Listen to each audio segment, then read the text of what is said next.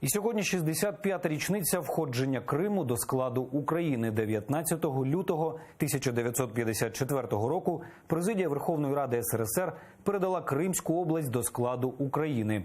Офіційна версія записана в документі через спільність економіки, територіальну близькість, а також тісні господарські зв'язки. Втім, дослідники називають інші причини такого рішення.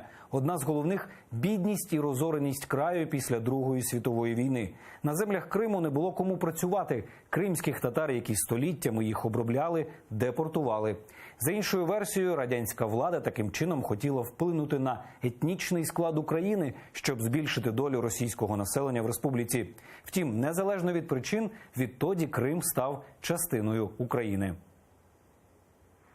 Верховна Рада СРСР зібралася і ухвалила одночасно зразу два закони. Закон номер 1 про передачу Кримської області зі складу РСФСР до складу УРСР і закон номер 2 про внесення змін до Конституції Радянського Союзу.